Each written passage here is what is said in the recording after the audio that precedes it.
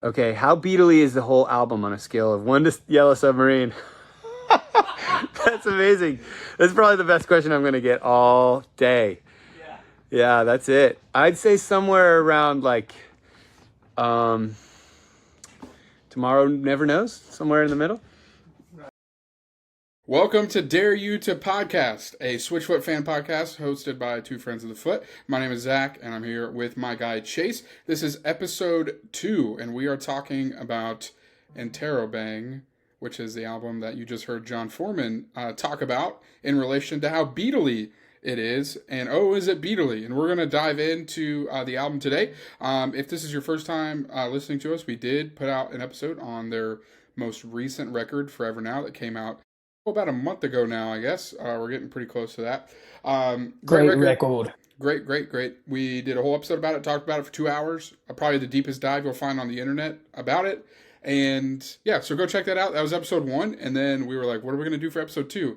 And the episode 2 idea kind of came as we were talking about Forever Now, that we would love to talk about this album. And then, so I think how this is going to work, Chase, is we are going to just kind of go album by album until we're done with this discography, and then we'll kind of see what happens from there. So pretty much every other Monday is hopefully the schedule we're going to be able to stick to, is when an episode will drop that you'll be able to check out on Spotify, Apple Podcasts, YouTube as well, if you'd like to see our faces, or if you'd like to see the John Foreman himself in that clip that we just played. You can check us out on YouTube. It gets posted there as well, as we do record this in like a Zoom kind of a thing, kind of a deal. So if you want to check us out on YouTube as well, that would be awesome. If you're not already following us on Instagram too, we started an Instagram where we post clips from the podcast, Dare You to Pod. If you could share that with your friends, that would be awesome. And off the top, thank you for 100 listens on episode 1. We really appreciate that. I don't really know what we thought was going to happen when we dropped it. I think we were kind of like, if we're the only ones who listen to it, then that's fine. I think me and you thought we would listen to it, and then our wives would have to listen to it with us, and that's probably all we were going to get. Yes. So thank you so much for 100 episodes or 100 listens on the first episode. I would love at some point to be able to say thank you for 100 episodes. We'll see if we ever get there. Crazy. But yeah, so today we are talking about Interrobang as we're kind of working backwards through Switchfoot's discography. But before we hop into album talk, my wife requested that we share a little bit more of our Switchfoot fan lore, where we talked a little bit about how some important youth pastors in our lives got us into Switchfoot and kind of like how our taste evolved. But Hannah really wanted to know how many times we've seen Switchfoot live in person, and any other fun facts about our Switchfoot fandom that we haven't shared already. So, Chase, I'll let you talk a little bit about your Switchfoot fandom, how many times you've seen them live, all that sort of stuff. So, unfortunately, as is often the case for me, I can't have a short answer for this. Sure. The short answer is I've seen Switchfoot 19 times. I've got tickets. That's a big number, bro. That's a big number. It's a fun one, but I've met so many people that are on like show 40, 50, 60. So I kind of, I'm low on the totem pole. There's some really dedicated folks out there who I love to see. That's one of the most fun things I think about going to a Switchfoot show, is there's a lot of folks, no matter what city. Like I've seen them in like 6 or 7 states, so it's been spread out. And there's people that I'll see, didn't even mean to do that, youth pastor coming out. But there's people that I'll see, like, in Tennessee, Nashville, or Cincinnati, or, of course, at the Bro-Am. And it's like, oh, it's so good to see you again. And so that's always a fun thing. But officially, I've seen him 19 times. I've seen John Foreman solo 4 times. And then I've been to 2 after shows, which are just tacked on. Mm-hmm. The long answer to that is I have been to the door at 20 Switchfoot concerts. There's a long, sad story about how I was declined access to one of them. Long story, try to make it super short. I was out of town in Dallas, Texas for like a work thing many years and many jobs ago. And Switchfoot happened to be there for like this big event at AT&T Stadium. And I was rushing straight out of the airport. I was like, I'll just go straight there, get into the show, and then I'll check into my hotel later. All I had with me was a backpack, no suitcase or nothing, but they have a no bag policy. So I was like, okay, is there like a locker out here I can check it into? They were like, no, sorry, you have to just go put it in your car. I said I didn't have a car. I Ubered from the airport. Well, then put it in your hotel. Haven't checked into my hotel yet. Well, then you can't come to this show. So it was sad.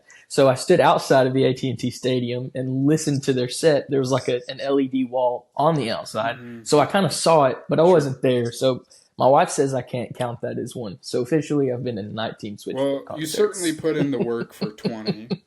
I tried, Even man. if you didn't I get tried into hard. it. Yeah, that's great. I think I have a picture as well. Do you want to share a story behind this picture, or do you want to save the picture for later? I will, yeah. So go ahead and throw that up. So I'll mention this. So we're talking about interrobang and live shows, and we'll get into this here in a little bit. But this was a concert photo from the interrobang era cycle. Another asterisk there we're going to discuss, but I hung it up on the wall. This is a flag my wife painted. It's a Where I Belong flag. That's a classic Switchfoot show tradition. A fan will bring a flag, and he'll pick it up, throw it over his shoulders. I think that's what's happening in this picture, or maybe he hung it on the mic stand. You can't really tell, but this is the flag. So it says Where I Belong, of course, for the song, but she also painted an interrobang in there in the spirit of it. But let me zoom in on this little bit quick. This is the greatest argument for the YouTube version that I think. That's true. You got to see it. So we saw them in Cincinnati on September 28th, 2021, one day after the 10-year anniversary of the release of Vice Versus. So this is kind of like a double thing. So in the word belong, you see she turned it into a 10, Yes. and all the lyrics to Where I Belong are written in the 1 and the O. Wow. So I sent you that picture. That's J4 holding this flag on the stage. And then after the show, a crew member gave it back to us. So I still have it. And it's hanging up with painter's tape. So if it falls in the middle of the broadcast, it's going to happen. But it had to be back there, though. It had to be back there. So great. That's what we got going on. Okay. And when did you most recently see Switchfoot? Oh, I should be able to remember that right off.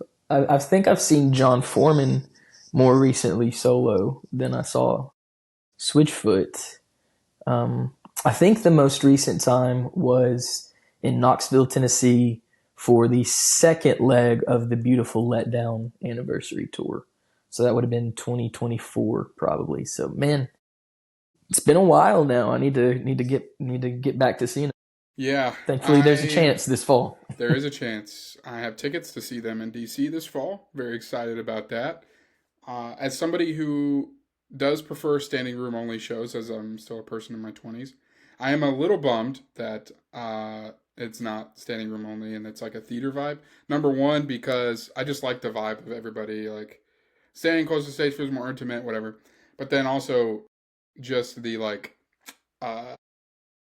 I don't know. It's just a different vibe and feel for me. I really like kind of the standing room only shows, and they're at the Fillmore in Philly the week after, but youth leader, youth pastor responsibilities are happening that weekend, so I had to choose the DC show, which I'm still really pumped about. But also because it's a theater, it's a little bit more expensive and like all those kinds of things. So. But yeah, excited to see them later this fall in September, last weekend September, I think. I think actually second weekend in October. Now I'm saying that out loud. Very nice. Sweet. Yeah, excited to see them. My numbers are rookie numbers compared to yours. I've seen Switchfoot 3 times, I want to say. Any amount of times is a good amount of times. And I'm going to throw a picture up of the last time I saw them. Ready for this one? Let's see. This is a selfie with my dad and 2 of my sisters at the Switchfoot Reliant K tour in Knoxville, Tennessee, which a little bit of Dare You to Podcast lore that has been uncovered is that Chase and I were at this show together, but we did not meet.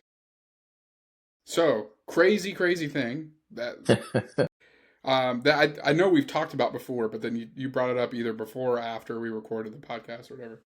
And it was like, oh my gosh, yeah, I kind of forgot about that. So kind of crazy. We were both at this show, and this was in Knoxville, Tennessee. Switchfoot Reliant K, best tour of all time, in my opinion. So good. I saw it twice. So good. I saw it in Indy, and then saw it in Knoxville. Nice. And then this is the last time I've seen them in this picture. Live really? in Okay, person. so it's been a minute. 10 years. Since I've seen them live. Man. Which is crazy because I saw them about 3 times in the span of like 18 months, because I saw them in 2015, Tour de Compadres with Need to Breathe. Right. Okay. And Yeah. then Yeah. this tour was the year after that. So like I saw them 3 times in 18 months, and I haven't seen them in 10 years. It's hard to rival a tour with Reliant K. I'll say that. Yes. But I think maybe my favorite Switchfoot tour experience happened right before we came into the interrobang era. 2019, they did the fantastic traveling music show.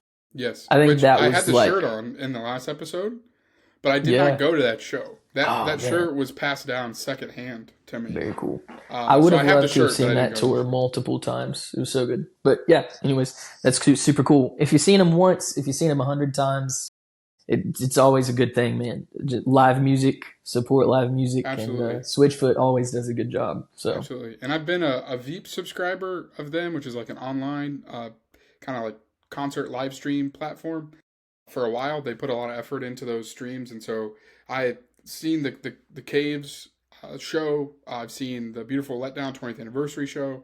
I've seen, there's others on there too that are really cool and special kind of shows that they capture in a really awesome way so that you can experience it at home. And watched a couple of those recently. And obviously, like Forever Now live streams, kind of a whole different deal. But I feel like I've gotten to experience them, but not in the room with them in the same way. So I'm excited to do that yeah, again. which is something else that we'll touch on here in a little bit, because obviously in 2020 you couldn't experience it in the room with them. Correct. So live streams became a big part of what they were doing. Part.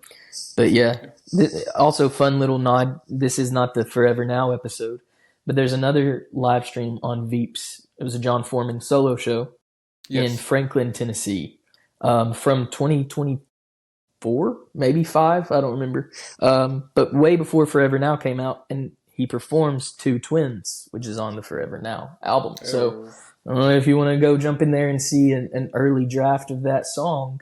There's your opportunity. It's on that live stream. So. Yeah, love that. So that's a little bit of our Switchfoot fan lore for episode 2. Maybe we'll do a little bit and sprinkle them throughout the episodes. You get to start to fill in the picture a little bit. I think we are going to save a album ranking until the very end after we've covered all these, because shifting gears a little bit, I guess, to the interrobang conversation.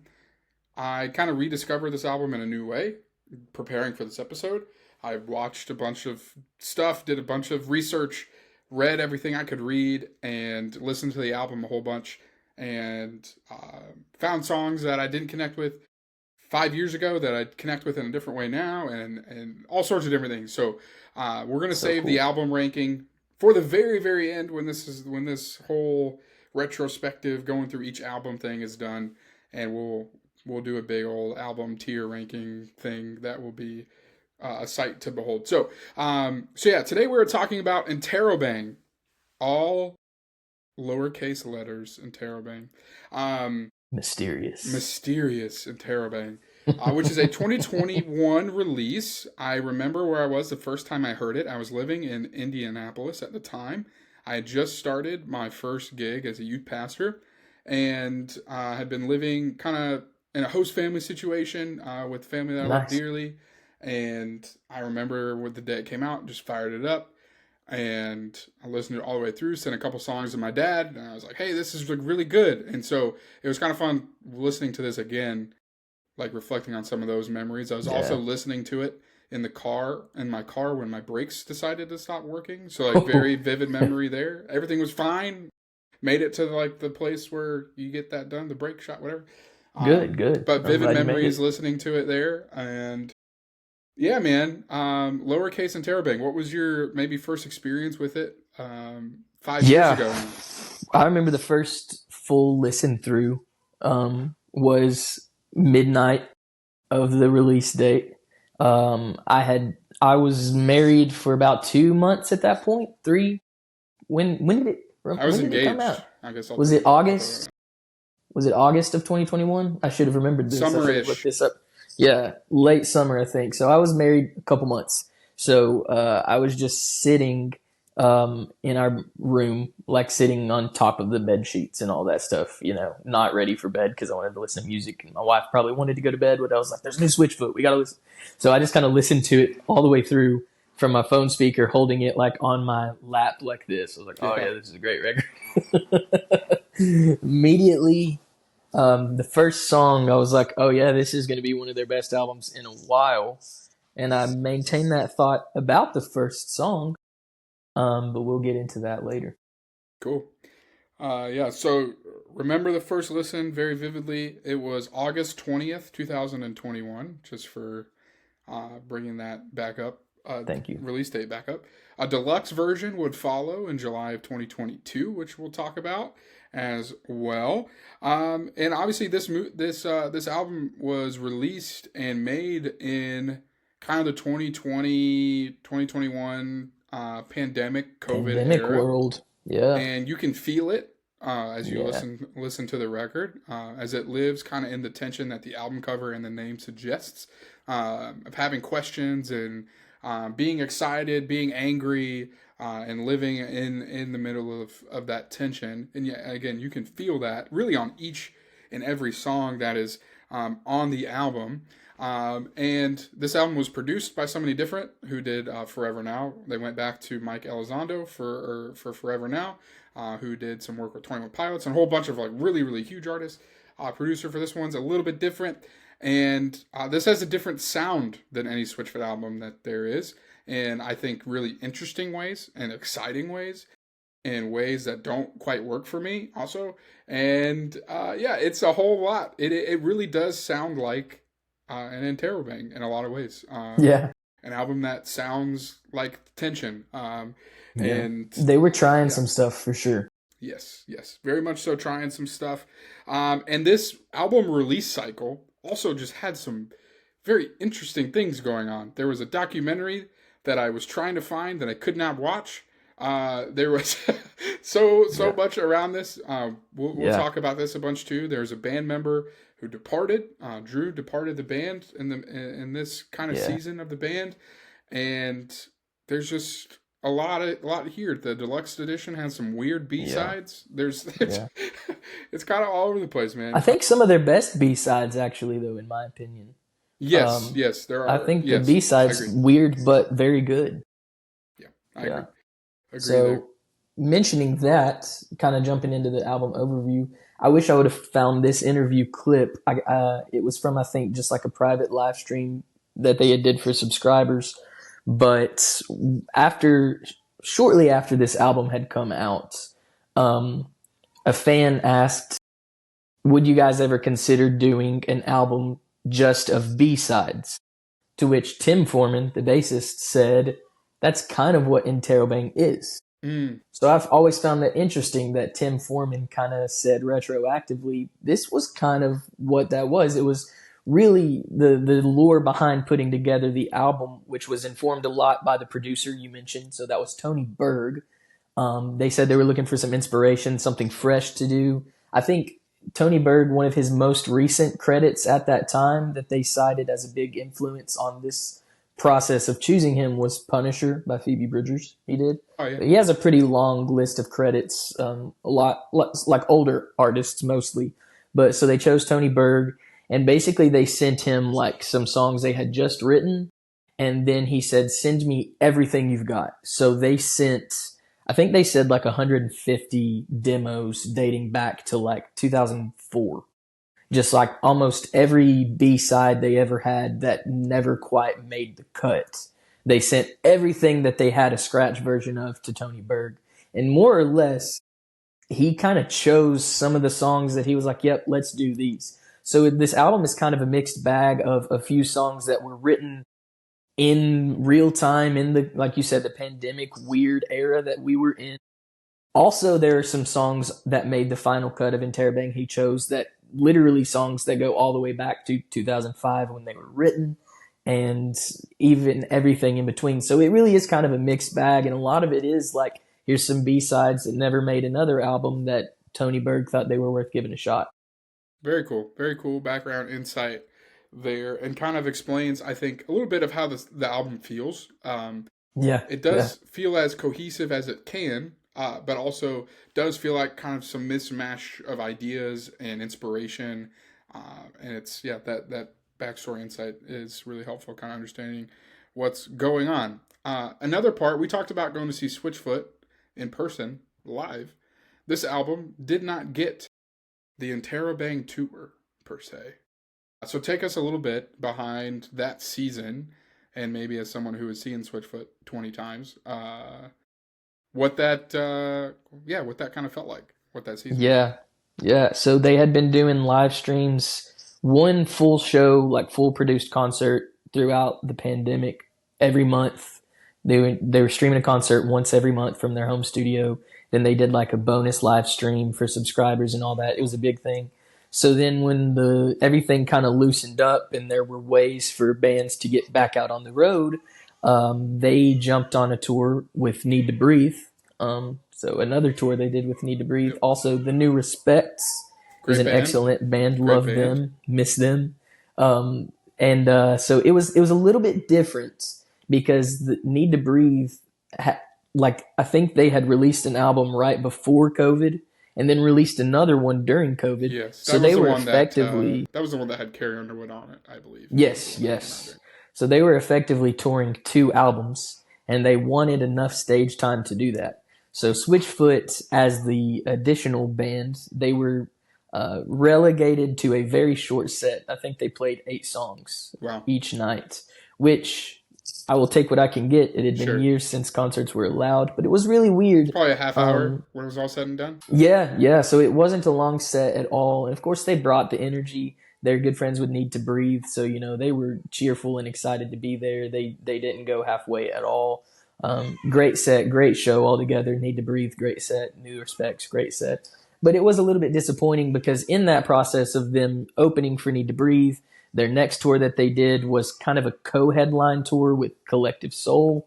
But again, their set was before Collective Soul and I think maybe a touch shorter. But they kind of kept saying, yeah, we're going to tour. We're going to do a headline tour. We're going to tour it all the way through. And then it just kind of never happened. I guess by the time things came around, their next headline tour was actually the Christmas tour, which was a lot of fun. And they played a decent handful of songs from interrobang on there. But yeah, there are a lot of songs from this record that I don't think ever got played live. I know Backwards in Time, or no, wait, not Backwards in Time. What? The Bones of Us. Yeah, totally different song. I was there for the first live performance of that, and I think they only ever played it 2 other times. So the whole album didn't really get the full treatment, like you said. But again, it was kind of a weird world at the time. Concerts were not what they once were. Tours, it was probably a big fear going out on tour, spending all this money, investing all this to hit the road, and then that fear of what if another wave comes in and something spikes and then it's all shut down and we're back home and we're out this money and we're refunding tickets and all that. So it's probably it was definitely a risk. It's probably a little bit scary. That may be one of the reasons why that they went on a couple tours as a support artist before trying to headline again. But it definitely, I think that, at least for me, that influences the way I remember this album, because just all the weirdness around the world as it had come out, the way that it was toured and never felt complete, kind of makes this album a hard one to pin down in the ranking and hard to look back on. It's definitely an outlier, and I think that the lack of a headline tour is one reason that this album just kind of feels weird. I don't mean that disrespectful when I use the word weird, but that's like the best way I can describe the way that kind of the fan base received the album as a whole, and just the way that we hear it. And like you said, even the way John Foreman tried to describe it on a scale of Beatles songs, it just kind of feels weird. And I don't mean that bad, but it is different. It is different, and it is kind of fractured in more ways than one, I feel like. Or maybe clunky is the right word. And yeah, between the show rollout, between the a documentary that was created and ready to go that I don't believe ever saw the light of day. And yeah. It was briefly streamed to their subscribers. Gotcha. But it was like a very limited window to watch it. And then it was never like permanently posted anywhere. So yeah, it kind of disappeared into the sunset. Yeah, there's some theories on my first episode, I guess. I talked a little bit about how I've done some deep dives into the Switchfoot Reddit page, and that continued as I was looking for some interrobang stuff. And I guess maybe there was some friction with some producer stuff that could have played a part of it, and why the documentary didn't stay up super long. But I think the big, as like kind of the elephant in the room as you talk about this record in particular, is it is the last one with guitarist Drew Shirley as part of the band, as playing on and recorded guitar on the record, and might be part of the reason why the album didn't get the tour that it deserved to, and just trying to put some of those pieces together. And so, yeah, I guess Chase, maybe take us through a little bit of Drew's departure and how that had an impact on this album release cycle, but also the band and the fan base. Kind of at this time, because it was all right around here. Yeah, crazy. So jumping back, I'll try to be brief here, but The Beautiful Letdown came out in 2003. They decided they wanted an extra guitarist to bring on the road because John Foreman, there were some songs he wanted to play acoustic guitar. They had Jerome, who could play guitar and keys, but I think More Than Fine was the song. They said, John wants to play acoustic. We need Jerome on keys, so we need another guitarist. So Drew was brought along as kind of a touring piece. He toured The Beautiful Letdown with them and became a permanent member. He stayed for about 18 years and then recorded interrobang with them. And then as they embarked on the aforementioned tour with Need to Breathe, Drew announced that he would be staying home from the tour. Still in the band, still, showing up for like interviews and live streams and stuff they did off the road, but he missed out on the tour. So Drew never toured with them again post-COVID. And that Christmas of 2021, they sent out their annual Christmas card. And I could be wrong. I think this is the last batch autograph that Drew Shirley was a part of with the band. I'm sure, if someone's seen him somewhere and asked for a picture and an autograph, he'll sign something. But to my knowledge, the last time, as a whole band, that they signed a bunch of stuff to send out, I think this is the last one he was on. Shortly after that, the band came forward with the announcement that he was stepping away permanently. And then Boaz, who had been filling in for him on the road, continued to fill in. He actually just kind of recently got the official member treatment for the first time with Forever Now, which is exciting. But yeah, so it was weird. And it was one of those things where the way that the announcement was presented, I think the band did so well with it, as well as they could. There was so much grace between them, even with the possibility that there was some fracturing disagreements that caused his departure.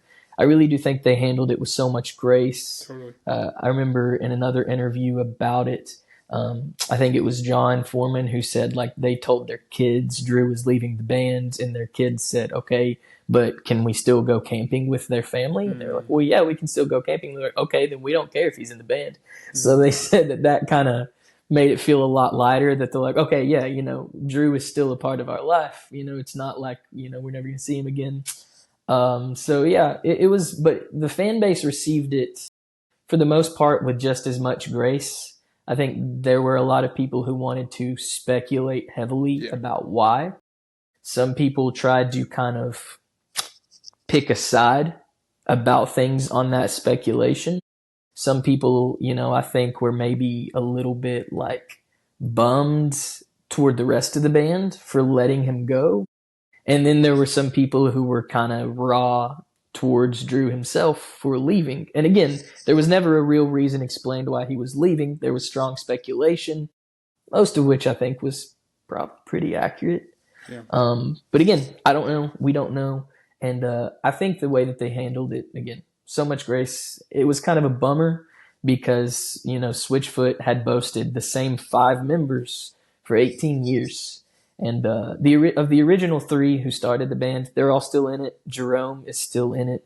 So to have been a band for 30 years now, making music and touring, and you've still got all the original members and you've only had one person leave, that's still pretty impressive. But it was kind of a sad time, kind of a hard time, but, it's led to a new chapter. I love Boaz. I think the band still feels like it did with Drew, just a slight change in personnel. But yeah, I do think that's another reason that people look back on this album through a weird lens, because it's like, okay, the album itself is about tension and disagreements. They disagreed with Tony Berg on so many things, which you see in the documentary if you saw it, but also in some interviews. You know, there were some real riffs that they had with Tony Berg in the studio.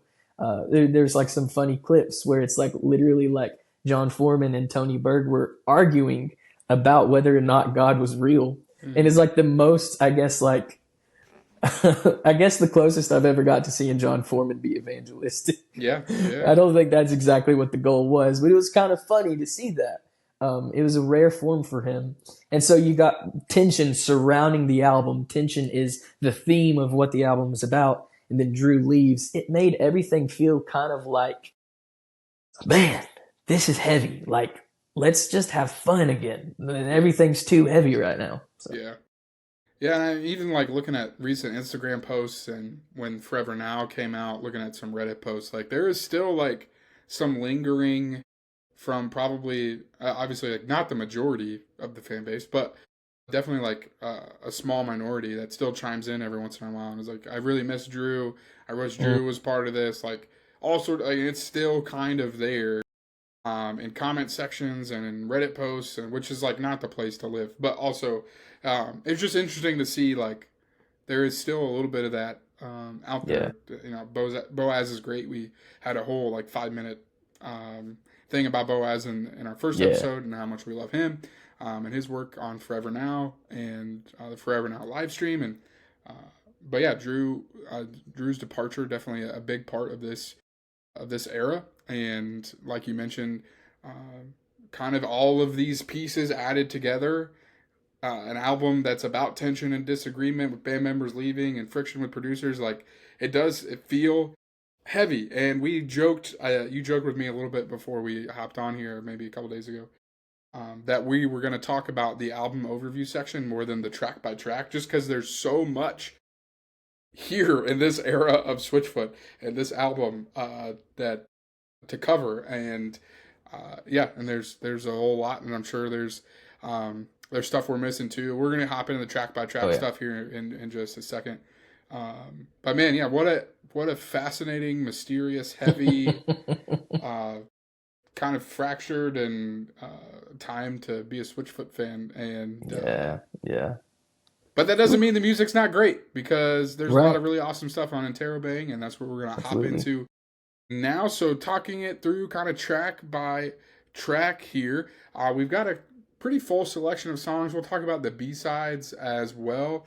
And yeah, really pumped to jump into these songs, ones that I've been living with for a few years now, and some in my most recent like kind of deep dives into this album in the last few weeks that have really made an impression on me. Others that made an impression on me 5 years ago that maybe I don't love as much anymore.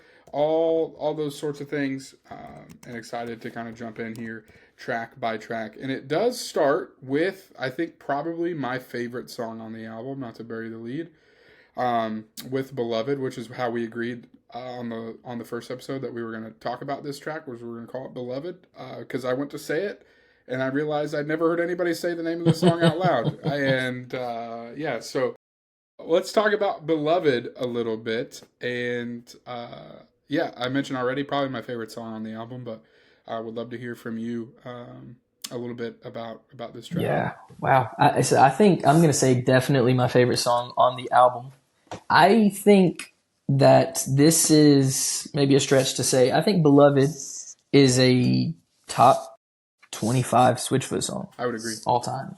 I think it's great. I think it's an excellent song. Very good start to the album. I think it sums up everything the album is about really well. I think it was one of the best possible songs you could have had that looked everything in the face during the pandemic world, and injustice and racial tension, all of that. It was one of the best songs you could possibly have that look at everything honestly and not make you feel like the world is exploding, even though it kind of was.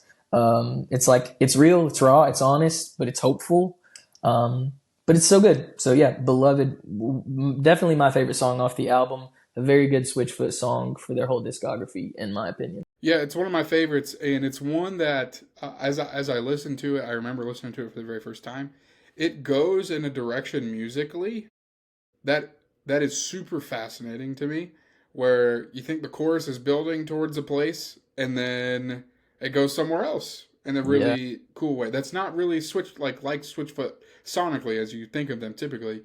But There's like a key change in the Yes, chorus in the that chorus. only lasts for a few seconds Yes. and then goes back. And I actually saw a clip. I think it was in the documentary trailer of John and Tim kind of just playing an acoustic for the producer maybe for the first time or somewhere in there, and I was like, that's incredible. Like it's like such a cool idea musically, and it sounds so interesting. But you think like track one, I could kind of feel like it's kind of building, and then it builds, and then it gets to a place, and then like you mentioned, there's a key change for a few. It's just such a fascinating song sonically. I mean lyrically. I need you like you need me like is like Yeah. there's some really just amazing lyrics in here from John that kind of And really I still captures don't the think moment. I'm wrong. Yep. I don't know why that line just Yep. destroys me every time. Yep. Because in what it's all, the whole album, what it's about, but I still don't think I'm wrong. That's crazy. Yeah, I yep. don't know why. No, absolutely. We'll talk about it in a different category later. Yeah. But I love number one the song live. I did see it on the Caves live stream. It's the first song they play, I believe, in that show, and that was the first time I had heard them play it, and nearly brought me to tears. So good. And then the other time I've heard it played live is in the beautiful Letdown 20th anniversary, where it is used as an opening tag for Dare You to Move, which is just unbelievable. Yep. Yes. Oh my Excellent gosh. way to immortalize that song Oh my gosh. in a beloved track. No pun intended. Yes. Didn't mean to do that. You didn't mean to do it, but Yep. you just did it. That's amazing. So good. But if you have not heard the Beautiful Letdown 20th Anniversary live album, go straight to Dare You to Move and listen to how that opens with the Beloved opening, and just let it destroy you, because it destroyed me.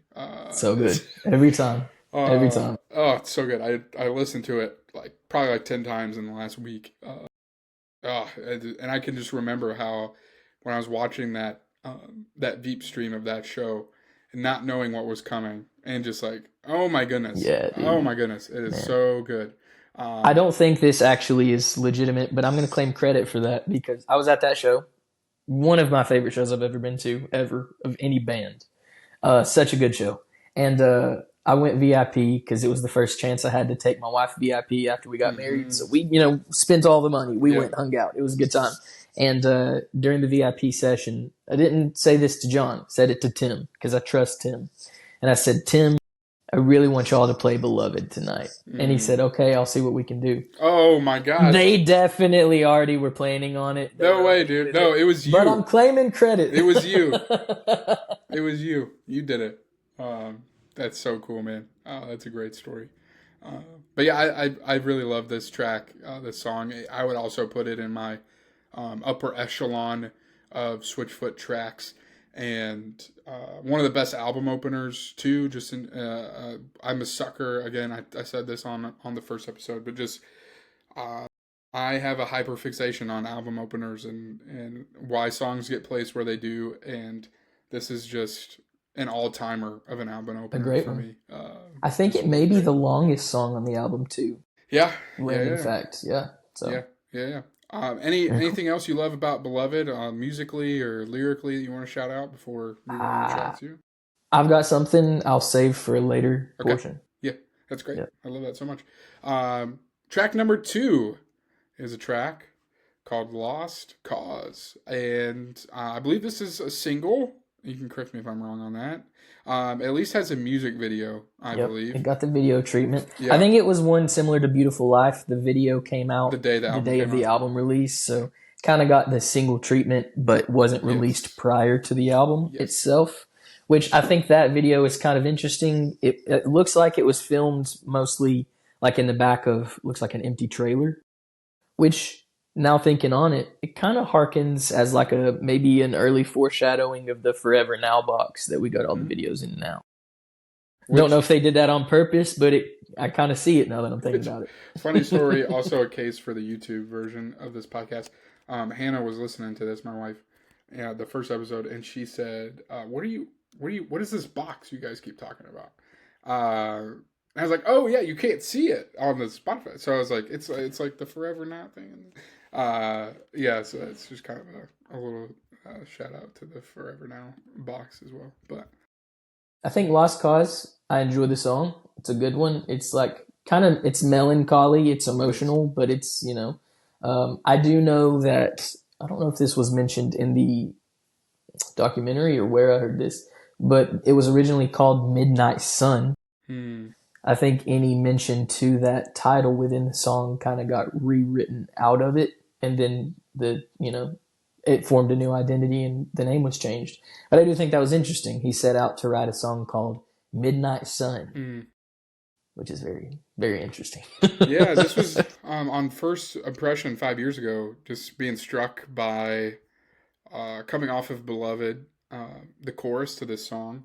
Another very COVID 2020. There's a lot of friction, disagreement in our world, and if I'm your lost cause, it'll be your lost cause. You won't see me as I am, not the enemy. I'll be your lost cause. It's just, yeah, it well really said. sums up that moment that we were all kind of living in. The people that we disagree with, seeing them as enemies, and not being willing to have good, honest conversation. And so 2 songs in, you're like, oh, I know what this album's about. Yeah, this is too real. Yeah. And so, yeah, just really beautiful lyrics all throughout. I love the guitar tone on this. It kind of has the guitar flavor. It just is like kind of has like rhythm and goes as like If I Were You, but it's like way darker, which is like really interesting. And yeah, I really love this song. It was one that stuck out to me 5 years ago, and that I was kind of had on all my playlists and all my Switchfoot playlists and all those kinds of things back then. It's very interesting to revisit this album 5 years removed, and how many things about our world are the same, but also how many things are different. We'll get to it with If I Were You. But it's just very interesting to listen now in 2026, as there's so much about this song that is in this album that is, if you just told me it came out today, be like, yeah, this is really relevant. And then there's other moments where I'm like, oh yeah, that's 2020. Yeah. Which is just a really interesting thing. Both so true at the same time. Yeah. The last thing I want to point out about this song is that I feel like this song could be mashed up really well with Absolution. Yeah. Okay. I like that. Another track too as well. Are we a lost cause? If I'm in a lost cause, it'll be your lost cause. We won't be. I should have tried to sing it a little bit harder, but I feel like the chorus melody is a little bit similar. You could mash them together pretty well. Yeah. I butchered my attempts. No, that's great. I won't try it again. I love that. And then I feel like coming off of track 2, we jump into track 3 with Fluorescent. And this is like the first like real sonic departure for me, where I'm like, we are in unexplored territory and we are going somewhere different.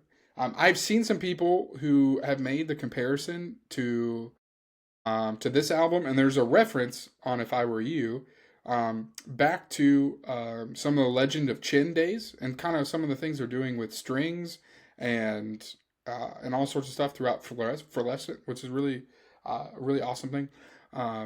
This is probably the highest riser on my favorite tracks off this album, and like in the recent spins that I've given it.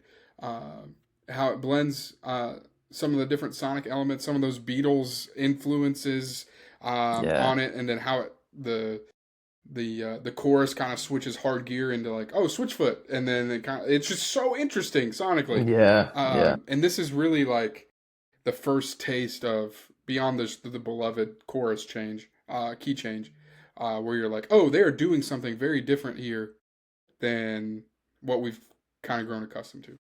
Yeah, yeah. I don't know if I disappeared there for a second. But you may have. It's okay. I was Okay. talking about fluorescent. I love it a lot. High riser for Yeah. me.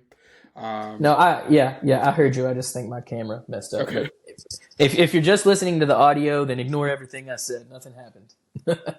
But yeah, no, I think the guitar tones on Fluorescent are very cool. I really enjoy that. The mix of like the kind of almost the dueling, the guitars and the cellos. I'm looking at the album credits. It says Keith Tutt played cello on Fluorescence. Shout out Keith. There is no violin mentioned on this song. I would have said violins, so I would have been wrong. But yeah, the strings they play on there, very cool.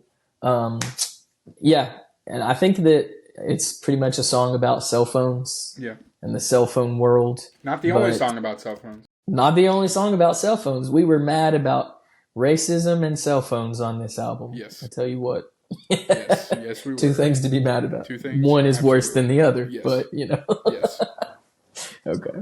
Yeah. No, I don't really have anything unique to say about Fluorescent. It's one of the tops on this album for me. It was really fun to hear live. I got to hear it live a couple times. Yeah. And it translated pretty well live, I think. It kind of had like the rock moments in it for sure that made it a fun song live. Well, so here's a question. So obviously we shouted out Keith on the cello. What is it like live without a string arrangement? String section? I guess that's where the magic of Jerome comes in. Yes. So they literally took the recordings of Keith's cello and programmed them into a keyboard for Jerome. Okay. So he played a live sample of it. Yeah. Okay. So it was I'm pretty sure it was the real recording of the sample of it, but Jerome just played it on keys. So I got you. It sounded about the same, you know. Yeah, that's awesome. Fluorescent mentioned probably the highest riser on this recent deep dive for me into this record. A song that when it first came out, I don't think I knew what to do with it, and then and then revisiting it for this podcast, I was like, oh wow, I love this song, and there's a couple on this album that way, and I always love when that happens when a song I thought maybe wasn't top tier on the album or wasn't one I was going to revisit a whole lot. I'm like replaying constantly right now. So yeah, it found its legs. Yeah. All right. If I were you, track 4. Continuing to move along here. Track 4. If I were you, a song that sounds very Strokesy. Sounds a little. You Forgot Who You Are. A little. A lot of the Strokes in there. I was thinking of maybe it's Reptilia. I'm trying to think of which Strokes song I was trying to bring to mind. They must like the Strokes, man. They do. I love the Strokes as well. That's great influence. But I feel like we kind of toss aside some of the Beatles stuff that was going on, and then we lean like right back into modern pop rock stuff, but still like with a Switchfoot sound to it. This is the song that I mentioned a couple songs ago, where I was like, you could tell me this album came out in 2026 or whatever.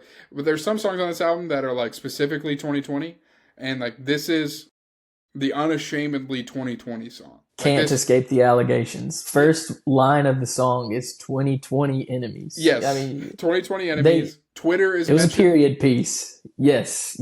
And as we all know, Twitter has been renamed. And so, obviously, we all stopped using it, but we still call it Twitter. We still call it Twitter, but there is just this, I could tell this was released in 2021 before very much so. Twitter changed its name and in 2020, and it's so Switchfoot in that way. We're like, they're not super afraid to have some dated references, which I think is very endearing. There's some stuff on Beautiful Letdown, Oh Grab, like that era where there's stuff that they mentioned that you're like, oh, that's very 2003 of you guys. Lots of telephone and voicemail references. Yes. And then on Forever Now, on You Forgot Who You Are, he says he was doom scrolling So that's another kind of, yeah, they do that a lot, you know. So their songs can be timeless, but then you'll see something in there that's kind of like Of a the time time. capsule hidden. Yeah. So it's pretty neat. One thing that I think is neat about If I Were You is it was recorded as a trio. I cannot remember Oh. why, but for some reason, like it was like at the end of their recording session that they had booked a couple weeks at Sound City in LA to record with Tony Berg. And Jerome and Drew had gone home, and I guess John, Tim, and Chad, the original trio, they were still there doing like some early like post production work on it, I Yeah. guess. And then this song kind of got brought out, and it was a last like ninth inning. Tony Berg was like, that should have been on the album. Go record it. So they recorded it with the three of them. I don't remember for sure if they said Drew and Jerome ever added anything or if they kept the trio recording. I would venture to say, listening to it, I think it's just the trio because it sounds somewhat thin in Yes, that I was respect. about to say. Yeah. And because of that, I will say I got to hear this song live, I think twice. It sounds so much bigger live because you had the second guitar, Yeah. you had Jerome doing some stuff. It sounded like I was like, this is a different song. So this is my big one from the album. You mentioned a few about Forever Now. I would love to have a live recording of this song more than any others on this record. Yeah, that's awesome insight to the recording process. I was about to say that it sounds, and I don't mean this like super negative. It sounds the emptiest of the songs on here, just like musically. Like Yeah, yeah. it's pretty dry. Like there's not a whole lot going on. It's a bare bones recording for sure. Yes, and so as you were saying that, I was like, oh, I bet it was just the three of them on the But recording. it's kind of charming. It's got its Yes. charm, but yeah, it harkens back to like the Legend of Chin in that way. But yeah, it's neat. It's unique. Yeah, I love lyrically a lot of what it has going on. If I were you and you were me, would we still be doomed to disagree? Those lines also feels very Lost Cause in that way. Again, talking like the theme of the album around disagreement and tension, and just because we disagree, does that mean we have to disconnect entirely and not be friends? And is there a better way to have conversation and dialogue than just saying I'm right, you're wrong, and leaving it there? And this was, when it came out, one of my favorite songs to show people, just because it was so like of the moment and of the time that I just really loved showing this one to people and sending it. And it was on a whole lot of playlists I had back then. I'm sure I forced it on a youth group playlist or two. Had to, man. Had to. Yeah, and there's a lot of good lyrics on here. Obviously, some of the stuff is dated at Twitter and at 2020. It very is like in that moment. But then it also references like timeless literature, like Shakespeare, and also like it's so interesting. Some of the stuff it's got going on. And the music video is great. You have the moment where John plays all the instruments in the music video, which is really cool. Love the video, and yeah, and how it kind of plays on that. And this was probably one of my favorites when the record came out. That is sliding a little bit for me. But overall, still a song I love a whole lot. But this was probably in my like top 3 back in 2021. That is dropped like just a little bit, partially because it is like so distinctly 2020 that I don't find myself wanting to listen to it a whole ton. But then also, yeah, I think it's just a song I wore out in 2021 that I haven't listened to a whole lot. So it was fun to revisit for this, but it is probably fading a little bit on my favorite songs from this record overall, but still a big fan. I had forgotten about that music video. That is so interesting, and there is a reference to, I believe it's the New Way to Be Human music video at the end. Very end. Where, like at the end, the guy, like John's looking at himself, and then he pulls off the John mask, and it's one of their friends. Yeah, I forgot about that. This is a good video. Yeah, it was a great video, good song. And starting to jump into some songs that sound very different, which I just love so much. This kind of stretch of this album here, starting with track 5, "The Bones of Us," that is I do like this song. Spoiler, I like most of these songs. Um, but another song I think that sonically sounds really interesting.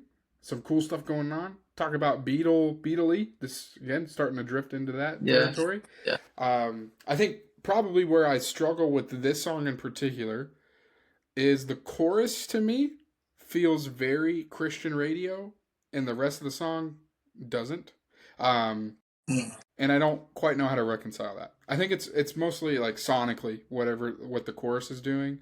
The "I'm fighting for us and holding on to you" sounds very Air One K Love radio to me, but the rest of the song doesn't feel that way. And so it's very interesting song in that regard. But "Bones of Us," where I'm interested to hear your thoughts on this one.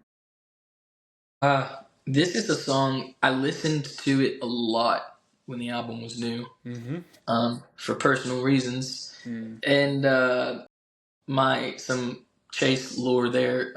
My parents got divorced that year. Big sad. This album felt very pertinent to that. Or no, this song specifically. The album kind of too, but this song felt pertinent to that situation. So I listened to it a ton back then. I love the use of the rubber bridge guitar in the song sonically. It does some really cool things. The song is weirdly like hypnotic. Like I feel like you could turn it on and put yourself to sleep really easily. Like you can just kind of get in a trance and like disappear in it in a way that I I like the song, but I don't even know if that's a compliment to like I would say to another song. There are other songs that relax me so much. I'm like, yeah, I could go to sleep. This song, it's like it's weird. I don't know how else to say it. No disrespect. I enjoy the song, still do, but it's a very strange song, and I can't figure out why. Yeah, no, absolutely. But then, like, when you have such a personal connection to that song, like what you're mentioning with your parents, it almost like doesn't matter sonically what's going on because it's resonating with you in such a deep way. Yeah, true.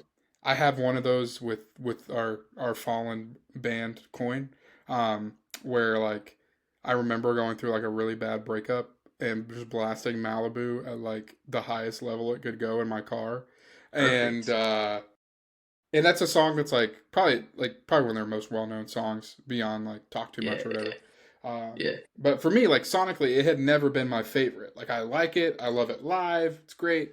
But it wasn't until that I was like, this is the best song ever made. I don't even like love it. So when you have those like personal connections to songs like that like connect you to a moment emotionally, it's like, oh, I don't. How it sounds honestly is like secondary to how I'm resonating with it in this moment. But yeah, so they just before their 2021 tour with Need to Breathe, they played a small handful of like summer festivals at the end of the summer that year.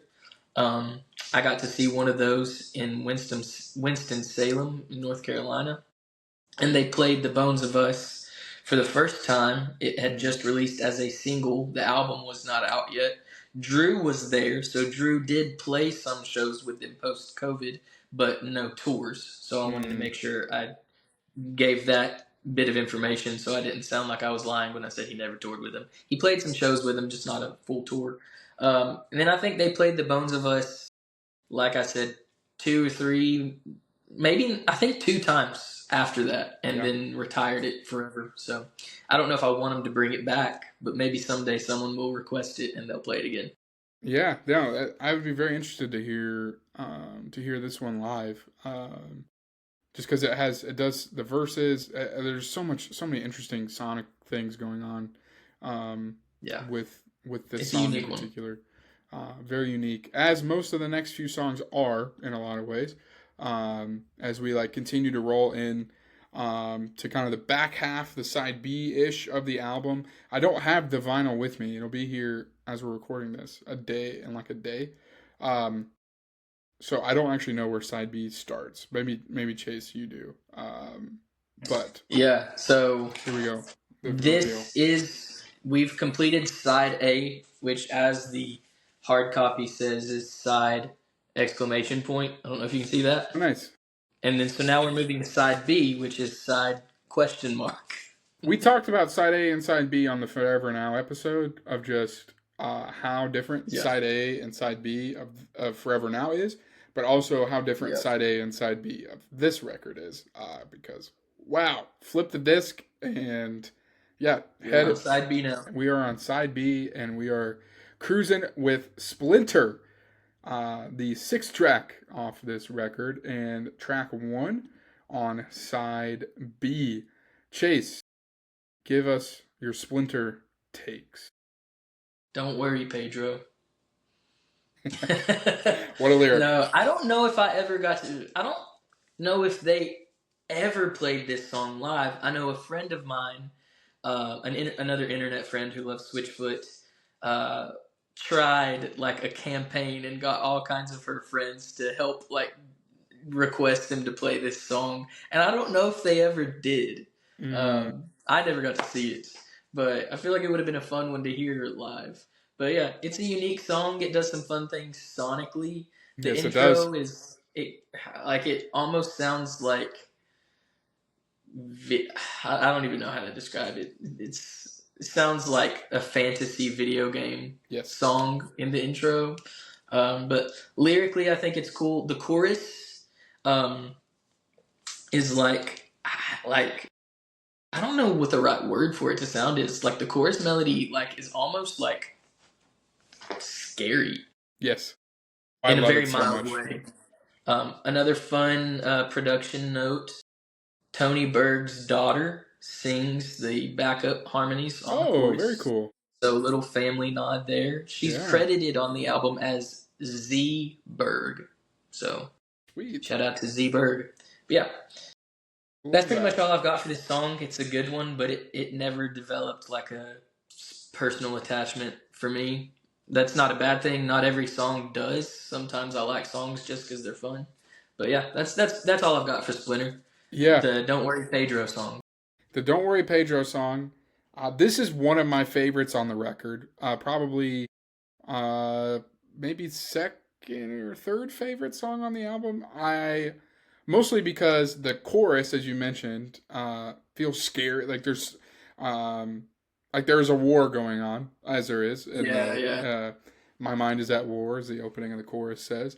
And the imagery of the splinter in your hand, like I know what that feels like. I know, like I've seen that. Like I could picture it. And so that analogy is like just imprinted on my brain. And just this idea that your mind being at war and being awake in bed, and the being awake in your bed is the thing that feels like a splinter in your hand, which is like, have been there, and it is, not fun. Very strong visuals on this song. Very strong visuals. The promises we swore, every word you've said are like a splinter in my hand, like a splinter in my hand. And just, oh man, I really love the chorus on this song. I really love the way that it sounds. More, just really interesting sonically. Things going on here that feel a little different, taking inspirations from a lot of different places. Some more of the Beatles influences on some of the opening stuff too. I'm a big fan of Splinter. This would be pretty high up on the list of favorite songs on this record for me. But yeah, it's a good one for me, and a good kickoff to side B, and then we kick right back into I Need You to Be Wrong, track number 7. I Need You to Be Wrong. I'm fooling around with my audio devices here, and I think I may be messing stuff up. Sorry about that, brother man. You're good. My camera's on, but I don't see me. Do you see me? Yes. Okay, well, then I don't have to know what I look like. That's okay. I Need You to Be Wrong. Maybe I should save this for later. I know we talked about this on the last podcast as like an ending segment. But I'm just going to go ahead and throw this out here right now. I think this song should have been a B-side. Okay. Which is funny because it was the lead single. I was going to say, this was a single. I know this it was was the lead single. Yeah. Yeah, so that's funny that I think that. But I think for me, I like what it conveyed. I think it was fitting and timely to be released as a single. But I think by the time the album came out, I think Beloved tells the story of this song better. So I don't want to say this song wasn't needed. I don't know if I think it should have been a B-side on this record or released as a single and then left as a single. But obviously I'm not in charge. I didn't pick the album sequence. I'm glad the song exists. It lives in a weird place for me. Yep. I guess is what I need to say. This song will come up in a later, in our rapid fire categories round. This will come up in a category for me. I agree with you. This is kind of a weird one for me. I don't fully connect with it. I think Beloved does a better job communicating some of the things that are present here. I guess the case for it being not, number one, on the record, number two, the lead single, is that it is kind of the album in a nutshell, thematically and sonically, where there's like, they're trying to communicate, hey, this is going to be a different experience, and here's kind of where we're trying to get at. So as somebody, I'm a big Taylor Swift guy, and we'll see if I mentioned Taylor Swift on every podcast episode or not. But this is not 2 in a row, and she is notoriously horrible at picking lead singles, like just really bad at it. It got to the point where she no longer picks singles before albums come out. There's like a music video ready to go when the album drops, and then like that's the single. But she hasn't put out a single before an album since Lover in 2019. And I don't guess I realized that. That single was Me with Brandon Urie of Panic at the Disco, which is a bad song. Just a straight up a bad song. However, yes. Oh, wow. You really hit that. However, the case for that song is that it is the preview for how the album is going to feel on the whole. And so it is like a bad song. I'm not going to listen to it. But like, as far as communicating to me what this album's going to feel like, yeah, I guess. And so I Need You to Be Wrong is kind of like that for me. I don't think it's a bad song, but I do think it is one of those that like, okay, you should kind of show me what this album is going to feel like a little bit. It is going to feel a little different, and this is kind of what it's about. And so on that level, it does the job of a lead single, but it doesn't quite do the job of a lead single in the way that, man, I just want to listen to that. And so, yeah, I'm kind of mixed all over the place on this song. I think there's other songs on the record that do this better. But I guess sonically, thematically, it does carry a lot of what the album's trying to get at. Yeah. And it's clever. I mean, the title and the parentheses, all the things. Yeah. I Need You to Be Wrong. Yeah. It's clever. It's a little wink at the camera kind of song, but yeah. Again, I'm not saying it's a bad song. I'm not saying I don't like it, but it's a weird choice, I'll say. To be a band that has has a lot of B-sides that sometimes come out later, even this album, as we've mentioned already, that this is one of the songs that made the main cut of the album is strange to me. But again, I'm not in charge, and if I was, Switchfoot's way more successful than any of my musical ventures have ever been. So I'm glad they're in charge of their career and not I. Yeah. And we have like a hard gear shift here into track 8, which is The Hard Way, which doesn't.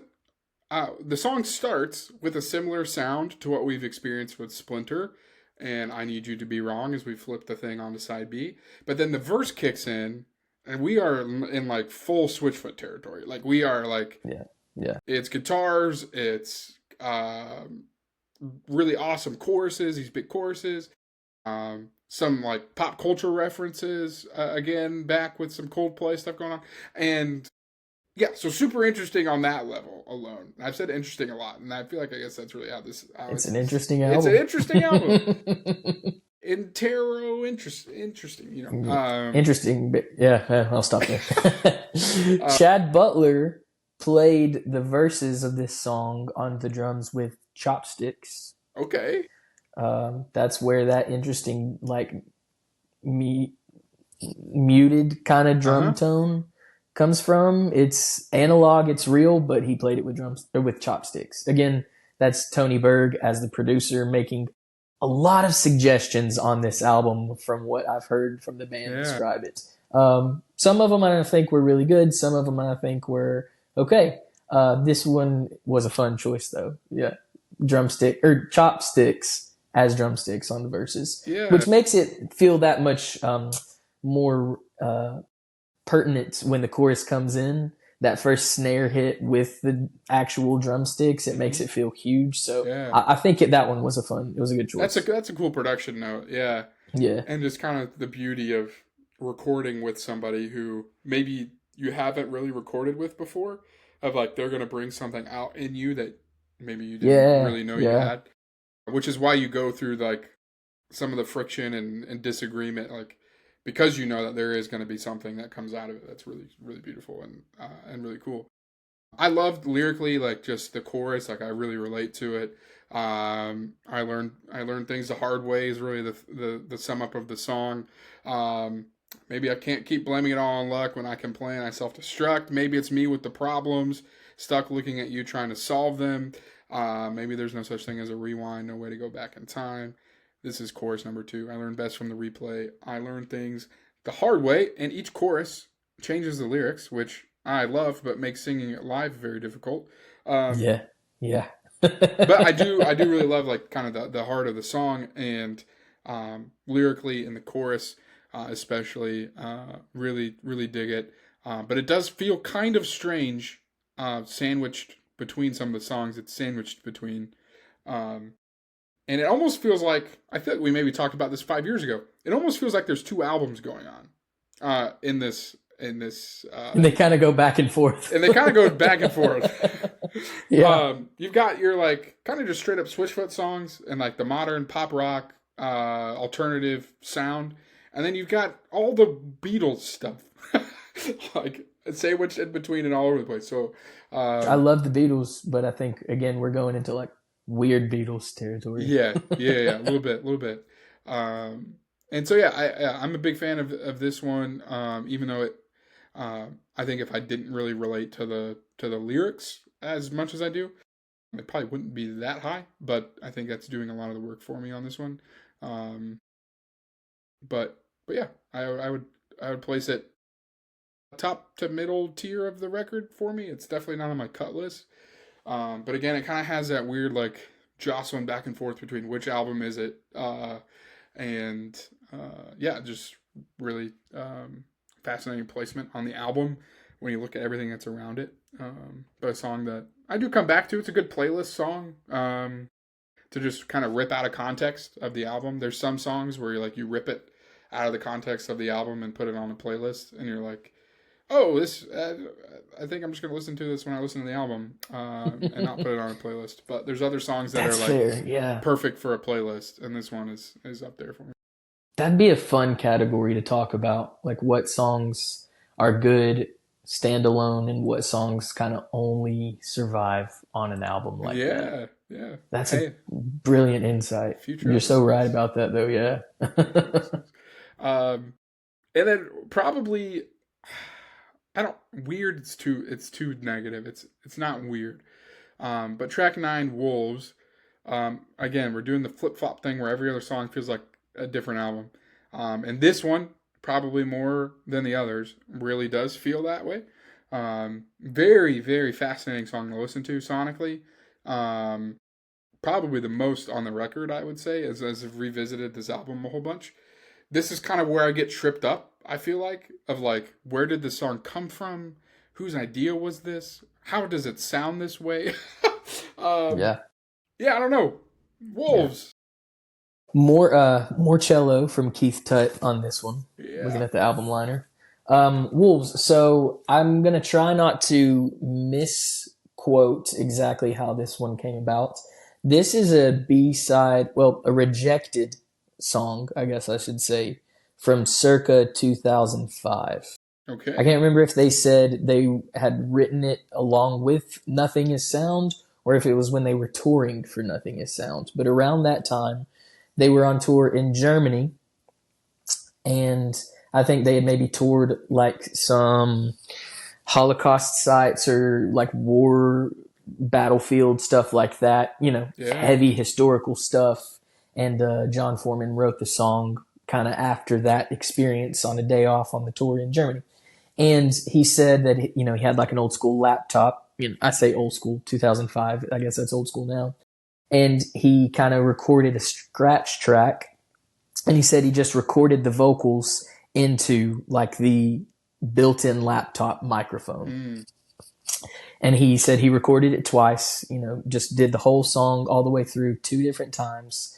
And that vocal recording from the laptop in Germany is the vocal take that made it on the final cut of the album, which I think was much to the suggestion again of Tony Berg, which I think is so cool. It's like one of my favorite little fun facts about this album. So maybe this song more than any other is a time capsule because the rest of the instrumental was recorded, along with this album. Again, Keith Tutt supplied cellos, and then, there's other things going on. But the vocals, at least the lead vocal, was recorded almost, I guess over 15 years prior on a laptop. Wow. I think that's so neat. That is really cool. It kind of gives me a new appreciation for the song, if I'm being honest. It's crazy. Because I didn't know that. That's really awesome. Observation, insight on the kind of production stuff on it. That will definitely change the way I listen to it in the future. Where does this one re-listen ability for you? Where does this fall, maybe, or what are you thinking on that? Yeah, I think this is one of those, to cite what you just said. It lives better on a record. Mm-hmm. If it came up on shuffle, I wouldn't want to skip it because I'd feel guilty for skipping it because it's a Switchfoot song. Yeah. But I'm not adding it to any playlists probably. So, but I think just again because of maybe that piece of information, it's so interesting to me. Lyrically, I think again it's a good song. It's a heavy song, but it is kind of one of those like his vocal is pushed to the back almost. So sonically, it's kind of an interesting piece. It's not super high on the album for me, but it's definitely not one that I would cut. Yeah, no, that's good. Number 10, Backwards in Time. The thumbs backwards. We're going backwards in time. We're rolling it. Really love the melodies on the chorus. I think it sounds great. And kind of has this dreamy vibe to it. That's really unique in its own kind of flavor sitting in the album. We mentioned jumping back and forth between 2 different albums. I think this one is kind of has its own thing going on, which is cool. But also thinking about the 2020-ish of it all and how much of us were thinking, just the sentiment of if I could just go back to before whatever this is. Yeah. I think there's some stuff that really resonates in that way. But Backwards absolutely. In Time, a highlight for you or not really? Because of the Tim lead vocals on the second verse, I would say yes. The song standing for itself, not a huge one, but I always love when Tim sings. I think that was a really fun thing to happen. Again, I think I said this last podcast, I would love for Tim to sing lead more often. I do not remember when this one comes from, but this was another one that had been written, recorded, and kind of shelved from years prior. I know I'd heard Tim Foreman talk about it in interviews, and I think even comment sections, he talked about this song online from years before this album came out. So it was nice that it finally got to be released, got a home on this album. I think it's a good song. I love that Tim got to sing on it. It's definitely emotional. It definitely, carries a lot of, weight. It fits into the time period, but it's also not glued to the time period. Yes, absolutely. So I think that's pretty cool, especially given that it's about this concept of time. But yeah, I would say it's a highlight from the album, but it's probably the top of it. It's it's like the bottom of the top tier for Yeah. me from this album, makes if sense. that makes sense. No, it totally makes sense. And I think that the Tim vocal gives it kind of the staying power of like, oh, this is a song that has the Tim lead on it, and that's really cool. Yeah. Yeah. And that Forever Now weirdly doesn't, even after his solo album came out and it was really good and people really loved it. And so, yeah, it's really cool in that way, just having Tim vocals on it. But then your sentiment about its place in time is really great. Of like, it feels of the time, but isn't like glued to it. And it does have its own timeless kind of feel, but also feels perfect for the moment as well. And yeah, I wouldn't cut it either. Wouldn't be a cut of mine for the Tim vocal, but also again, I think it captures some of the sentiment of the record as a whole in a really beautiful way, in a different way than some of the other songs do. And I think that's a pretty neat thing. So, and then the last song, More Cell Phones. Hey, this time a little bit more on the nose. Yes. More cell phones, screens, Man. on Get rid of all of electricity. Track 11, the final If track. you're listening to this on a cell phone, throw it away. Stop it. No, I'm just kidding. Well, you're recording this on a cell phone, aren't you? We are. That's why my audio kept messing up, because I should have charged my phone better. Yeah. Well, but yeah, Electricity, track 11, which is the final track on the officially released original version in August 20th, 2021. And yeah, very on the nose about what it's about. And I was driving to a week of middle school camp where we have screen free time for our middle schoolers in the evenings. Nice. And so it was very much like, yeah, I agree. I feel this. Yeah. It's really cool in that way about connecting with your family, with your spouse, with your friends. And I think the song itself has a pretty good vibe. I think it's a little strange as an album closer. But I do like it. Another very 2020 song, like on the nose. But it is one that I did like revisiting as I was jumping back into this record for this podcast. I was like, oh yeah, this song, I like it. But yeah, any electricity hot takes from you today, Chase? You big phone guy? Big phones? Really into big phones? phone, yeah. So I love big phone, big phone energy. Yeah. Big phone industry. Yep. No, I think this is probably my second favorite song on the album. Okay. And I did not feel that way at first. This, I guess, was my biggest riser, to use your verbiage there. This song had to grow on me. I still think the opening line is like cheesy to the point of being laughable. Yeah. I was just thinking about lightning storms. But from that point on, I enjoy the song. I think this song, to give the Beatles reference again, there are parts of it that sound a lot like She's So Heavy. Yep. Yeah. That's like a great reference. The breakdown part of that, dun, dun, dun, dun, dun, dun, like that part, that portion. I don't know what to refer to it as, but I hear that song in Electricity, so I think that's cool. That's a cool nod. There's definitely some strong Abbey Road influence on that. I think they wouldn't even deny. But yeah, so like I said, this one, it had to grow on me. It took a while before I really appreciated it for what it was. But I think it's my second favorite on the record, which, as just a singular body of work, I think is kind of a neat way to listen through, that my favorites bookend the beginning and the end of the album, which I don't know many albums that I feel that way about. So it's kind of neat. Yeah, I was just looking at some of the lyrics for this one, and just really I do love the sentiment overall of just the storm that knocked the power out till dawn, the phone died, and your eyes lit up laughing. It's been too long. We had one of those moments as a family during COVID where there was like a power outage thing, and we couldn't do anything on our phones, and it was a cool opportunity for our family to connect in the middle of like lockdown and COVID and like some of those things. So that was really cool. But to get maybe a little PG-13 if we can, this song is a little sensual, dare I say. I don't know if I'd ever thought about that, but yeah, you could be onto something, I didn't really feel within it the confines until of the last marriage. time.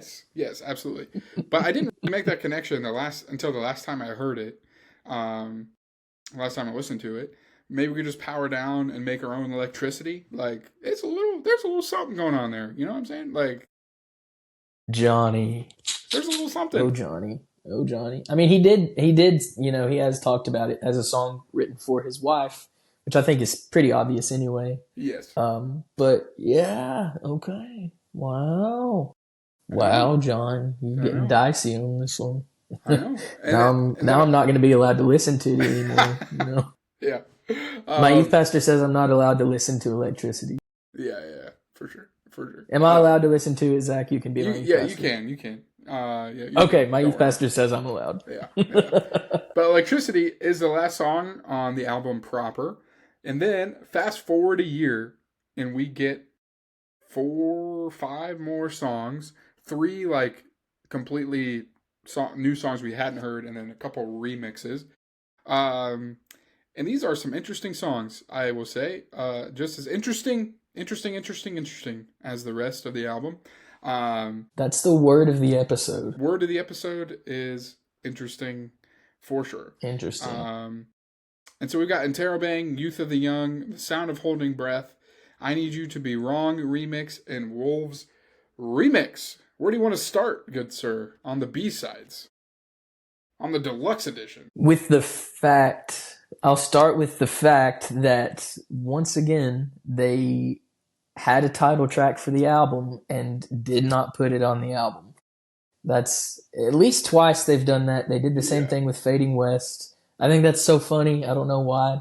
I think, again, maybe jumping out of order here, but I think I would probably replace I Need You to Be Wrong with the title track. I would take the title track onto the proper album track list and not make it a B-side. That's my opinion. So I'm a fan of that one. I don't have any other unique insights to offer it besides just that, but I think Interrobang, maybe it just didn't communicate the message of the album as well as they wanted it to be the title track, but I feel like maybe you could have just changed the name of the song and kept it on there. Yeah, it's but again, I'm not in charge. So here's a little fact that'll blow your mind. I hadn't heard these songs until just now, like in the last 2 weeks. Really? Okay. This is the first time I have heard any of these B-sides. That's so fun. Which was great. I will say, on first listen, the track Interrobang wasn't really my thing. And I was really struggling with some of it. Partially because I think some of the production is really interesting on it. There's times where I think the production really works.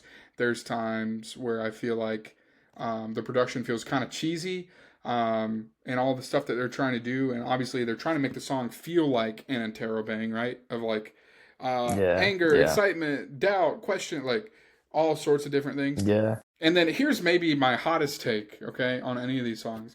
Okay. Is I think the word Interrobang should not be in any song anywhere.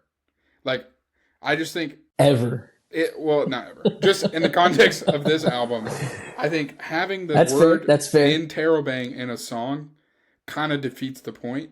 But I know that it's just I can Zach see take. That makes sense. I'm very particular about albums and things and orders, and this to me feels like an Interrobang sums up how this album feels.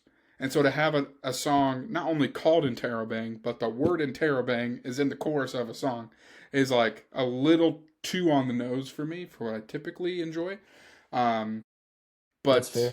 What a song. There's so much stuff going on here. And again, some of it works for me, some of it doesn't. I can take it or leave it. For me, this was one, I'm glad I have this in my life, but also thanks for not putting this on the album originally is kind of where I landed on it. But that's... Fair enough. Wait, we're disagreeing right now. We are. Look at us. We're enemies. We can't get along now. I need you to be wrong. Ha ha. Had to do it. Had to do it. The little the intro melody on here is like ripped right out of a Tom Petty song too, and it almost sounds like kind of Yeah. that like Eastern sounding instrument Sure. like pluck to it. Don't Come Around Here No More, which is, I don't know if you're a big Tom Petty guy, but that's No. like one of kind of his like weirdest songs Okay. as regarded by his fan base. And there's a reason for that, but this isn't a Tom Petty podcast, so I won't go there. But yeah, like the little down, down, down, like it almost sounds like they sampled the Tom Petty song, but they didn't. And I don't think they've been sued for that. So hopefully I don't get him in trouble for pointing that out. No. No, you're good. It's not. But yeah, no. What was that Christian rap situation? It's not a Flame Katy Perry situation. Yeah, no, we're not going there. But yeah. So, yeah, but I think maybe that's kind of fitting too, because like I said, where that's regarded as an outlier for Tom Petty, it kind of fits that would, I don't know if they intentionally drew inspiration from that song, but it makes sense for the approach of this record being kind of an outlier for Switchfoot. Yeah. Do you have any other thoughts? Do you want to go track by track on the B-sides? I guess there's only two more real ones. Yeah, I don't really have anything to say about the remixes. I guess, Youth and the Young and Holding Your Breath or whatever. I do like both of those more than interrobang. I think Youth of the Young is probably my favorite B-side, partially because it is giving not the sound of the song at all, or it does a little bit in the lyrics, but it just a song called Youth of the Young by Switchfoot feels like it came out in like 2002. You know what I mean? Like that makes sense. POD Youth of the Nation vibe. You know, you've got all these like Christian bands right around this time, like really resonating. You heard Youth of the Young by Switchfoot? And I'm wearing my Not of This World t-shirt and my hair is spiked. Yes, and I just bought the CD from Lifeway or whatever, you know, and it's like, bro. Good times are good. Man, good times. Yeah, but I do really like this song. I think Youth of the Young, it's kind of got that, every now and then they'll do a song like that where they go for like kind of the stadium anthem feel type of stuff. Like it sounds like it's supposed to be played before a sporting event, you know? Yeah. Like get the college marching band to play this one. Yeah, that'd be cool. Like Healer of Souls has that. I guess even Native Tongue kind of has that going on. But every now and then they'll do a song like that. This is definitely that category for them. I think it's a good one. I think it's a fun one. It never resonated huge for me personally. But again, I think like I would throw this on like a playlist like to go to FCA camp or something. Yeah. You know, I think it would fit there. And it would just be good to have going on when you're like playing Ultimate Frisbee or something. Yeah, that's great. So maybe I'm just saying it because it has the word youth in there, but it's got that kind of athletic sport ball feel. So did the deluxe edition get a vinyl release? Or no? No, I don't think so. I never saw it. Really? I'm pretty That's sure. That's so fascinating because I watched the visualizer for this song, and it is a record spinning. It's red, I think. I was like, this looks awesome, but I can't buy it anywhere. Yeah. So I'm gonna look it up, but I don't remember that ever being released. Which would have been an easy cash grab, I would have thought. So I don't know, but no, I never heard of one coming. Dang, maybe we need to start a petition. Campaign. That's great. Yeah. Hopefully I'm able to own these songs physically in some way at some point. But I was just like, wait, well, I can't buy the vinyl that's in the video I'm looking at. Which brings us to our final B-side proper, which is The Sound of Holding Breath, a song that has not lived with me super well, I guess, since I've listened to it a couple times. But this has not been one that I've been like itching to return to. Like, man, I gotta listen to that one again before I record the podcast. Like, I just want to soak it up. There have been other songs on the album that have been that way, even on the B-sides. But yeah, The Sound of Holding Breath, conceptually as a lyric is awesome. I think that's like a really powerful kind of image and what it puts in your mind. as you Yeah. think about that lyric. But I don't know. Sound of Holding Breath, final track by track song on the album that we're going to do here today. I think this is another one that I probably wish would have made it on to the final cut, like the original cut of the album, because I think it communicates the times really well. I think this one, maybe kind of not on the nose as much, which they usually don't address like social issues super on the nose, at least lyrically. They'll talk about it more directly. But I think this one really kind of tackles that, I think, pretty well. So I think, would have lived well on the album. I like what it communicates. I also like how one of the lines in this song says, come and watch the Empire Rust. Which there's kind of a variation of that line on Forever Now. Forever Now. Yep. Clock that too. Yeah. So kind of fun. But yeah. I mean, I wouldn't put it on the top of any of my rankings. But again, I think this might be my favorite B-side. Okay. Where again, it's kind of just more like string section driven. Yeah. It's not one I listen to a lot, but just lyrically and conceptually, I think it's a super strong song. But I haven't listened to it a ton. So here's a question. Point, so. Okay, let's see. Yeah. Let's see how we feel about this one. Why wasn't this album just 14 songs? I kind of always wonder that when there's a good B-side. Well, it's a pretty short album, 11 songs. Yeah. Yeah. What would 3 more have done? I don't know. Why I don't know. Why not? I wonder to shout back to Forever Now. I remember a few months ago, Switchfoot, before they had officially announced the album or anything, they had just kind of were teasing the fact that they were working on an album. Someone asked in the comment section, like, where are you guys at with the album? When's it going to come out? They said it's recorded, it's mixed, everything, it's ready. Now we're just trying to finalize the track list. And he said, we're trying to narrow it down to 10 or 11 songs. And then I was like, no, don't do that. Give us more. We, of course, ended up with more than 10 or 11, which makes me think that maybe they took that approach. Maybe they were trying to go for like a shorter, record and then just said, what's 2 or 3 more songs going to hurt? Put them on there. Sell it, Yeah, well, I don't know if that's what happened, but yeah, I mean, like, I typically appreciate when bands and artists are super aware and are trying to narrow down the album to the best possible songs they have available to them. Yeah. Whereas, like, Morgan Wallen doesn't curate at all, just throws, hey, I made these 30 songs, let's put them on one album. Morgan Wallen? Country artist? Who? You ever heard of him? Yeah, I've heard of him. I just wish I hadn't. Yeah, me too. But there's a lot of artists right now where there's like this just I made all these songs and here all of them are. I need the streams. So like in a weird way, like I do appreciate the like, hey, here's the best 11 we got, but also it wasn't like you had more.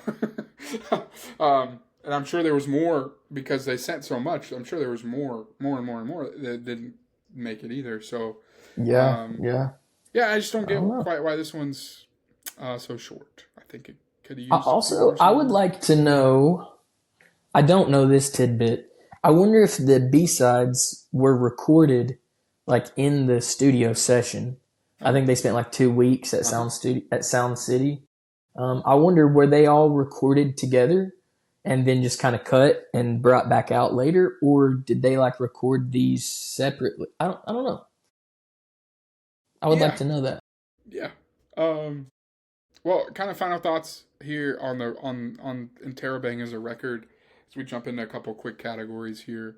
I've seen, just looking at album ratings and stuff for this album, I've seen this probably is the most polarizing of like just finding different numbers for like, it's a good word, what YouTubers have put up there, what blog sites, all that sort of stuff.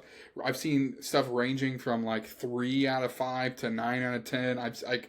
It is all over the place as far as how people feel about it. I would say I was in, like, when it first came out, I was in the like 6.5 to 7.5 range. as far as how I was feeling about it. Now I think I'm pushing like an eight and a Okay. half maybe. I like I that. think it's been rising for me as I've gone back to revisit it. We'll see as we go through this podcast how many of the albums rise and which fall maybe a little bit. But I really enjoy some of the creative swings here. There's a lot of songs in here that bring me back to 5 years ago and a certain time in my life that are really fun to revisit. And I think, yeah, just some of the big swings sonically are just really interesting from a band that's, been together 20, 25 years. Yeah. Yeah. I heard stuff I hadn't heard before, which is like kind of rare territory. So I really enjoy that aspect of the record. But as you've gone back to revisit, what are some of your like overall big picture thoughts on the album? Yeah, I think maybe I've had almost an inverse experience with you or as you, because the album has kind of maybe descended for me a little bit in how high I would rate it. But I think that's largely just due to the fact that I lived with this album so hard. I listened to this album so much. There were a lot of changes in my life aside from the fact of all the changes in the world. Like I said, parents got divorced. I got married. Multiple like job changes, career changes, location changes. Just it was a different a season in my life with lots of changes, and this was like my emotional support album through all that. So I think I may have just run the album into the ground for myself. Wore it out a little bit too much to where I listened to it so much on the front end that I burned out any replay value it should still have for me. And I do that sometimes with albums. I can't help it. But just because I was so thankful to have a new Switchfoot record at that time, it was very timely, despite it being heavy. I felt like it spoke to a lot of different themes going on personally and in the whole world as a whole. Yeah. So I think I really lived with this album a lot. And now looking back, especially kind of comparing it to Forever Now as it's just come out, for me, I think I'm like, maybe it's not that great of a record, but I still think it's a very good record. If anybody thinks it's a bad one or says that they would totally cut it from Switchfoot's discography, then I'll fist fight them over that. But definitely it's an outlier, and I think I see why. But it's got some gems on there. Like I said, Beloved, so good. Absolutely. There's so many good songs on here, but as a whole, it's I'd say 6.5 probably for me. Okay. Maybe a 7. It's still positive. Still good album. Yeah, definitely. Like, I'm never gonna rate a Switchfoot album less than 5 stars. I'm gonna hold you to it. I just can't. It's not in me. I'm gonna hold you to it. Fair enough. As a COVID album, I don't find myself returning to much COVID art these days. It is such a hyper-specific time that we all experience together. And so there's a lot of art that came out of COVID, whether it's movies, music, all sorts of stuff, that like I really appreciated it. I needed it at the time. Right. Right. It's been fun to revisit for this podcast. But at the same time, I'm not sure this is an album that I'm going to return to super often, just because of how hyper specific some of these songs are about a very specific time. I agree. Yeah, and that doesn't mean it's not any like less good. It just is. I just don't find myself revisiting a ton of art made in this period of time. Yeah, it's what they needed to make at the time. Yes, but it kind of lives best in its own time, maybe. Yes, I would agree. That's a great way of putting it. Okay, rapid fire categories real quick here. I've got on here best lyric, best song, one cut, favorite song live, and peak John Foreman.